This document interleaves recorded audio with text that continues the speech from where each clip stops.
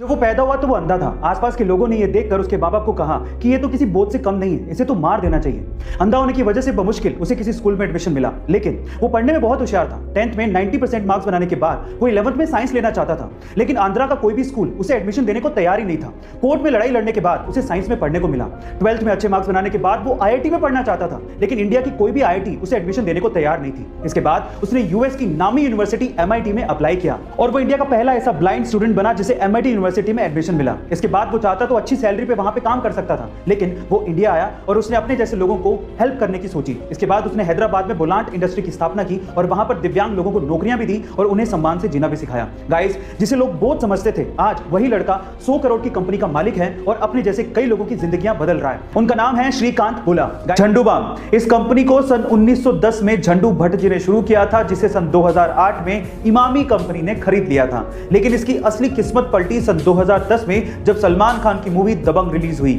इस मूवी का एक गाना मुन्नी बदनाम हुई काफी ज्यादा फेमस हो गया था और उसकी एक लाइन मैं झंडू बाम हुई लोगों की जुबान पर चढ़ गया था, जिसकी वजह से झंडू बाम की सेल्स डबल हो गई थी। लेकिन फिर भी इमामी कंपनी को झंडू बाम का नाम बिना परमिशन के यूज करना कुछ रास नहीं आया और इमामी कंपनी ने फिल्म के प्रोड्यूसर्स पर कॉपीराइट का केस कर दिया। लेकिन बाद में कोर्ट के बाहर सेटलमेंट हो गया और मलाइका अरोड़ा झंडू बाम की ब्रांड एम्बेसडर बन गई। गाइस, इसे कहते हैं किस्मत। बैठे बैठे सेल्स भी डबल हो गई और मलाइका अरोड़ा जैसी ब्रांड एम्बेसडर भी मिल गई। आपको ये फैक्ट सुन के कैसा लगा कमेंट सेक्शन में जरूर लिखिएगा। टाइड डिटर्जेंट पाउडर काफी सालों से अमेरिका में मार्केट लीडर रहा है, लेकिन जैसे ही सन 2000 में वो इंडिया में एंटर हुआ, वो पूरी तरह से फेल हो गया क्योंकि वो इंडियन कस्टमर्स को समझ ही नहीं पाया। रिसर्च करने पर पता लगा कि अमेरिका में ज्यादातर लोग वॉशिंग मशीन में कपड़े धोते हैं, तो उन्हें कोई फर्क नहीं पड़ता कि डिटर्जेंट पाउडर हाथ पे भी कोई फर्क डालता है क्या।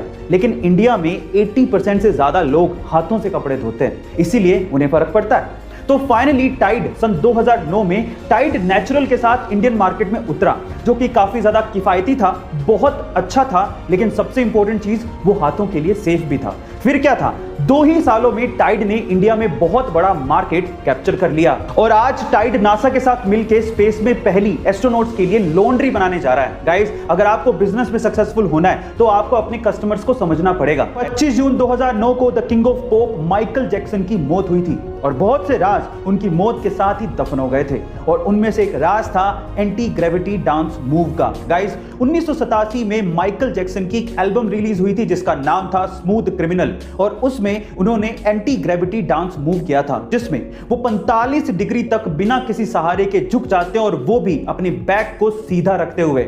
जब ये एल्बम रिलीज हुई थी तो लोगों को विश्वास ही नहीं हुआ, तो फिर MJ ने यही डांस मूव एक लाइव शो में परफॉर्म करके दिखाया तो लोगों के होश उड़ गए। गाइस, बाद में बहुत से लोगों ने इसे एक ट्रिक कहा, लेकिन आज भी वो डांस मूव किसी के बस की बात नहीं है।